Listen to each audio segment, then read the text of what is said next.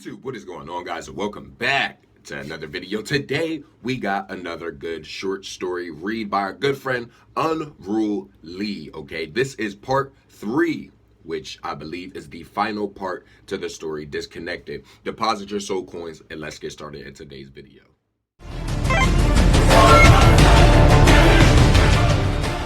All right, guys, we are back now. Like I said, this is Disconnected part 3. Now, I know this is part of the Say Something Saturdays. Today is Sunday, okay? Please do forgive me. I had some things going on yesterday as to why I could not get this video up. But okay, we here today, baby. We here today. Disconnected Offline. This is part 3 and the finale, okay, to this story. All right. We got 6 reads so far, 2 favorites and no comments, but we might change that today. All right. Let's hop right into Disconnected because, yo, UnRuleLee, man, you've been doing your thing about this, bro. And yeah, we just, come on. We got this. We got this. The smell of stale, cheap coffee and grease filled the air in this dingy corner street cafe. Grace sat at a small table in the corner. The table was sticky and the seats uncomfortable. The middle-aged waitress with a face that looked like it would crack if she tried to smile walked over. Grace ordered 2 coffees and was doubtful whether she or Nate would drink them. The clock struck 11 p.m. Where was Nate? Something happened that afternoon, and she needed to know. The drunk guy at the other end of the cafe gave a snort. His head was on the table with saliva dripping out of his mouth. Grace looked away, and Nate walked in. He sat down opposite Grace as the waitress brought the 2 coffees over and paid. "Why did you want to meet here?" Grace said. "It's low key. No one but drunks and smackheads come here," Nate said. He took a sip of the coffee and immediately spit it back into the cup. "Best not drink that," he said. "Can you please tell me what happened this afternoon?" Grace said. "I went into Tommy's room and picked up the controller, and nothing happened until I got angry and shouted. Then something odd happened." "What was it?" I can't explain it. Do you know those trick pens and flashlights that give you a shock when you turn them on? It was like that feeling going up my arms." "What else?" "Nothing. I dropped the controller, and that's when you shouted. But it was like I was being watched, as if it was looking at me." "The controller was looking at you?" "That's how it felt." Grace's phone started to ring from an unknown number. "1 second, she said, and answered. "Hello?" Nate watched as the voice on the other side spoke to Grace, and with every second her face twisted in sadness and tears fell down her cheeks until she ended the call. "Grace?" Nate asked with deep concern. My parents. They're dead," Grace said through tears. Nate got up and wrapped her in a hug, and they left the cafe to go to the house in Nate's car. The street was bathed in flashes of blue light as police cars and ambulances took up the entire road. Neighbors were out in their gardens looking at the tragic event. Grace sat on the garden wall of her house with a blanket wrapped around her as a paramedic talked to her. Nate was in the garden with a police officer getting informed of what had happened. Grace's mother was discovered in Tommy's room with her head bashed in so violently that it had broken through to her brain and dislodged an eye. Her dad had been found with his neck snapped at the bottom of the stairs, with teeth missing and the inside of his throat shredded. It had been a massacre. "Do you know who did this?" Nate asked. "Not really," the officer said, "but we do have the murder weapon." A forensic officer walked by carrying the controller in a bag. It was covered in blood. Nate stared at it as it was carried next to him, and he got shivers all down his spine. For a brief moment, he could feel the electricity and the feeling that it was looking back at him. "Are you all right, sir?" the police officer said. "Yeah, just an upsetting night," Nate said. Hours went by, and many interviews with the police later. They eventually let Grace and Nate leave as they secured the house. Nosy people came up to them asking what had happened, but Nate shooed them away. They got into Nate's car and just sat there. "How are you holding up?" Nate asked. "I don't know what to feel. I've lost everyone. Tommy, Mum, and Dad. I'm on my own," Grace said, Tears were still fresh in her eyes. "You got me," Nate said, putting a supportive hand on her shoulder. Who would do this, man? What did they tell you?" "Someone broke in and beat them up and smashed their heads open." "Did they tell you about the murder weapon?" "Nah." "No. Did they tell you?" "I'm sorry, y'all. No. Did they tell you?" Nate took a deep breath. He said the controller was the weapon. Silence hung in the car as Grace and Nate shared a thought. They knew the controller did this. No intruder needed. "Do we need to find out more about it?" Grace said. "We need to start where Tommy got the controller from," Nate said. "Definitely. Can we talk about this tomorrow, please?" "Sure. Are you allowed back into the house?" "It's a crime scene, so no. Can you drop me at a hotel or something?" "Don't be ridiculous. You can sleep at mine. I'll take the couch. You have the bed. I promise the sheets are fresh." Grace gives a little laugh. "Thank you." The drive to Nate's place was silent. When they got inside, Nate showed her his bedroom and grabbed an extra pillow and blanket from his wardrobe. "Thanks again, Nate. I owe you." "You can repay me when we kill that controller." She smiled again and closed the door. Nate made the couch up and closed his eyes. Nightmares about a controller chasing him as he ran plagued his mind that night. The next morning, Nate was up first and made 2 cups of coffee. Grace entered wearing some of his old clothes that he had left out for her. Purple Twitch hoodie and old black sweatpants. "Looking good," Nate said. "How old are these?" Grace said. "Few years. What's wrong? You don't like Twitch?" "You and Tommy are such losers," Grace said, and immediately knew her mistake. She took the coffee and sat at his dining table, and Nate sat next to her. "Did you sleep okay?" Nate asked. "Not really," Grace said. They both take a few sips of their coffee. "Sorry if I'm out of it, but I just want to find where the controller came from and stop it," Grace said. "That's fine. Do you remember where he got it?" Nate said. "No. He went out one day and came back with it. Were you with him?" "When was it?" "About 6 months ago." Nate sat for a minute trying to think. "I think I was. But he didn't get a controller. We got a few games, but no controller." "Are you sure?" "Of course I'm sure. We passed the console section, but he never..." "Never what?" "He did stop and look for a second at the display, but he didn't buy it. But when I was heading home, he did tell me to go and he would see me later, and he went back towards the shop." Grace leaned forward closer to Nate. "Which shop?" Nate parked in the small parking lot next to the main street of the city center. Nate and Grace walked towards the second-hand electronics shop. When they walked in, the shelves were full of DVDs and Blu-rays. Games for every single console available in a section behind glass that showed off phones, tablets, gaming consoles, and accessories. Working the counter was a man in his 30s who looked like your typical gamer who thinks they are still a teenager. "How can I help you?" the worker said. I came in here about 6 months ago with my friend, and I think he came back in and bought a controller for an Xbox." Do you have the date?" the worker asked. 1 second. Nick grabbed his phone and started going through his bank transactions on the bank's app. "Really? Don't believe in carrying a receipt," Grace said. "It's easier this way." Nate continued scrolling until he found a transaction from the shop and looked at the date. January 7th. "Please, this is important," Nate said. 1 second. The man said, and started typing away at his computer. After a while, he turns the computer screen around and shows the two. It's CCTV from the day Nate and Tommy were in the store. On screen, Nate and Tommy head towards the exit. Tommy stops to look at a shelf before leaving. "This is it," Nate said. As they watch the empty shop on screen, it's not long before they see what they wanted. Tommy enters the shop and immediately goes to the counter to ask the worker about something on the shelf. The worker goes and gets it for him, and it is clear as day in the worker's hand as he returns. The controller. "That's it!" Nate yelled. "Can you tell us about that controller?" Grace said. I'm not sure if I'm allowed," the man said. "Please," Grace begged. My brother died, and I just want to know about the controller to find one just like it. Nate was impressed.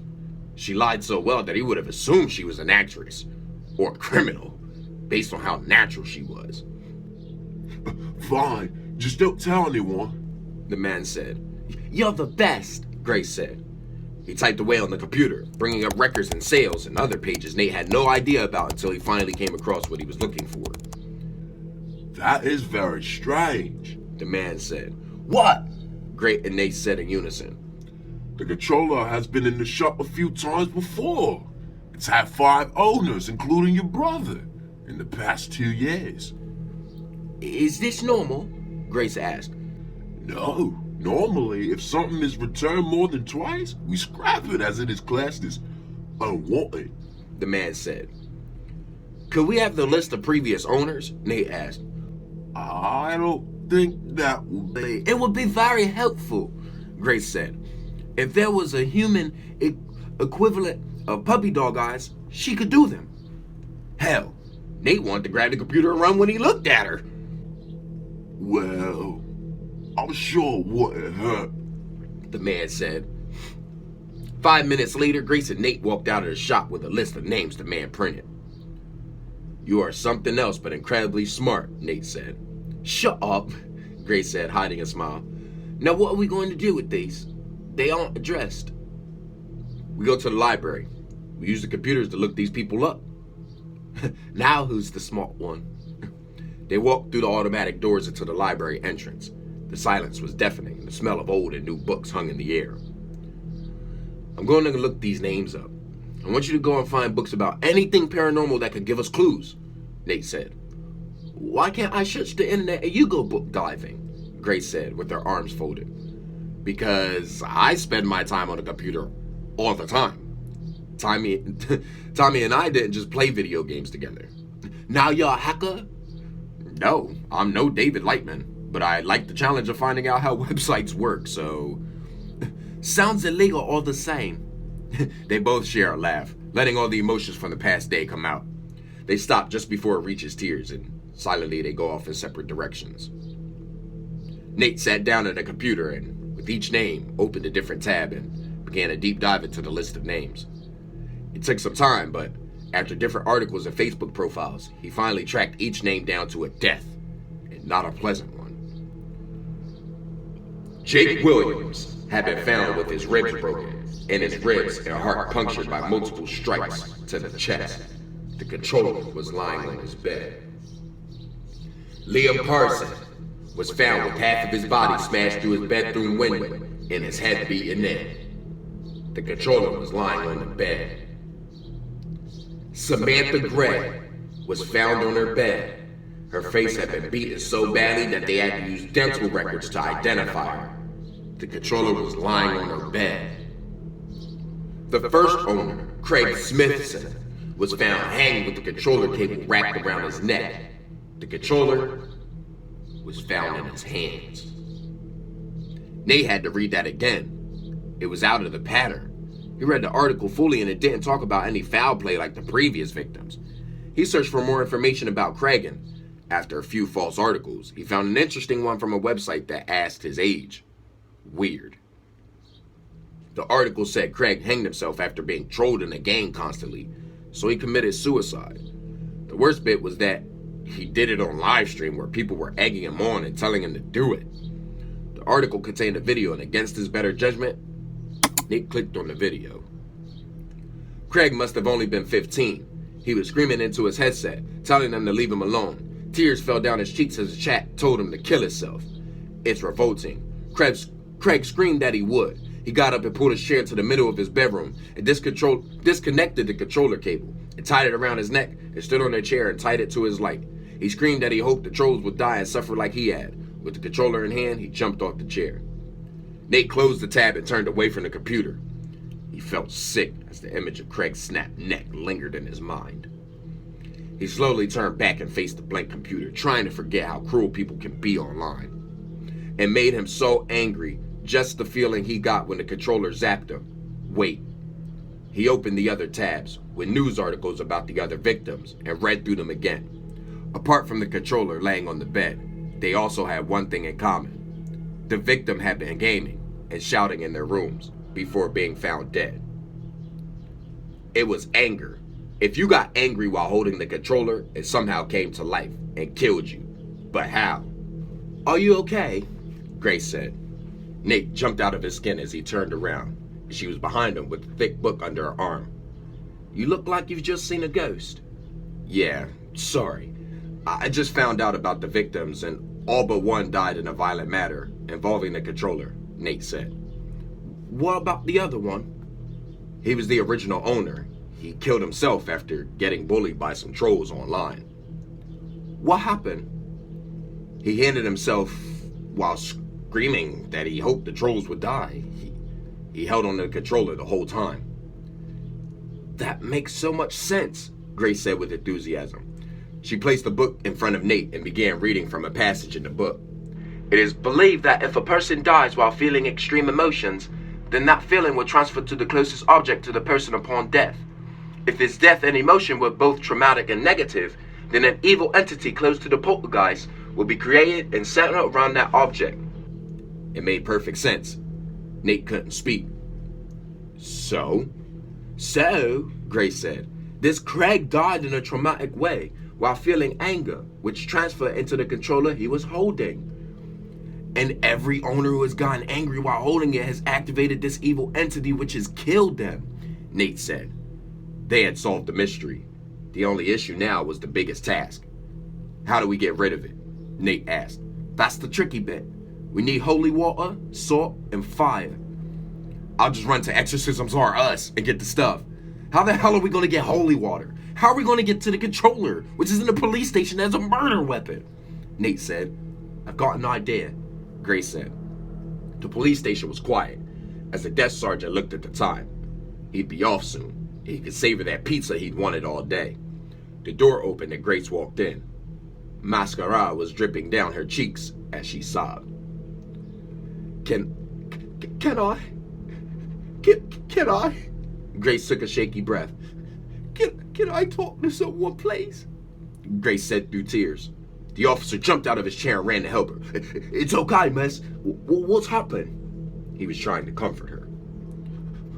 My parents, they were murdered the other day. And I need to know if they know who did it," Grace said before collapsing to the ground. "Help! Help!" yelled the officer. Almost every person in the building came out to see what had happened. Once the entrance was crowded, Nate snuck behind them into the station in full police gear. The best costume they could find. He felt his pockets as he walked quietly down the corridor. They had filled a small bottle with holy water from the church without being seen, and the salt and petrol came from the local supermarket, both in the little bottles in his police vest. He didn't know how long Grace's distraction would last, so he had to be quick. He reached a door marked "Evidence" and tried to get in, but you needed a key card. "Fuck!" he swore under his breath, trying not to panic. "Oi!" a loud voice shouted. Nate almost peed his pants. An officer with a stern face was walking towards him. "What are you doing?" "I'm just trying to put some evidence in the room," Nate said. "Well, go on," the strict officer said. "I can't." "Why not? Where's your key card?" Nate's heart was beating fast and he thought his chest was going to explode. "I don't have one." "What? Who's your supervisor?" Nate had to be careful. His mind raced and he picked the most common name. "Sergeant Smith." You could cut the tension with a knife. "He's always been a lazy git. I'll be having words with him. You should have gotten yours yesterday with the other new recruits." The officer got his card out and opened the door for him. "Thank you," Nate said. The officer smiled and walked away. Nate shut the door and took the hat off. Sweat was dripping down his face. He was so nervous. He started looking through boxes and looking at the dates on files, trying to find the controller. A sound behind made Nate jump. It came from a shelf with a ton of boxes. He slowly approached and carefully took down a box and looked through it. Nothing. He did the same for the next one. And again, nothing. He reached for the third box when that box shot towards him, slammed into his chest, sending Nate to the floor, gasping for breath. He pushed the box off of him and out rolled the controller, still stained with Grace's parents' blood. As if it knew why he was there, it flew towards him, but Nate managed to grab it with both hands. He slammed it into a shelf while struggling to keep a hold of this cursed controller. He conjured the strength to throw it away and flew it across the room, but soon headed for him again. But Nate had grabbed a metal baseball bat that was on the shelf and hit the controller with all his strength. The controller smashed to the floor, twitching every now and then. Nate grabbed the box and tipped its contents out, slammed it over the controller and sat on top. He got the salt bottle out of his vest and started pouring a circle around the box. Halfway through the circle, the box jolted underneath him. The controller was trying to escape. But Nate put his weight down and continued until the circle was completed. The controller was still moving, but it seemed weaker now. Nate got up and out of the circle, and the controller pushed the box over and floated around. The evil could have crossed the salt circle. Nate stared at the controller floating in the circle. "Got you, you piece of shit," Nate said as he got the holy water out. He splashed the controller with soap, and it slowly sank lower and lower to the floor.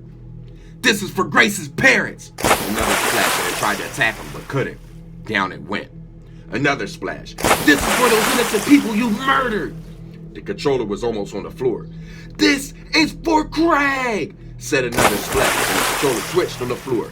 "And this is for Tommy!" Nate poured the rest of the holy water onto the controller, which lay still as if dead. He got out the petrol and poured some onto the controller, lit a match he had, and threw it onto the soaked object on the floor. The controller went up in flames as a small hiss came from the burning thing. "Burn in hell," Nate said before quickly leaving. 3 weeks later, at the familiar cemetery where Grace's parents were being buried, Nate held Grace by the hand. They stopped before they entered the church. "Are you okay?" Nate said. "Yeah," Grace said. "Do you think anyone will believe us if I told the truth?" "I think we would be sectioned if we did." If they put us in the same room, I wouldn't mind." She leaned in and kissed him sweetly. "So, is your family having another booze-filled party after this one?" "Yep. Aunt Jackie is hosting. No controllers this time." They both walk into the church laughing, getting lots of funny looks. The end. Guys, right here, hold on. Finish reading Disconnected right here, you know what I'm saying? You know we gotta vote, bruh. We gotta vote. And we're gonna leave a comment. So, Mr. UnRuleLee, Mr. Lee, you know what I mean? And y'all gonna see this too. You are a very inspirational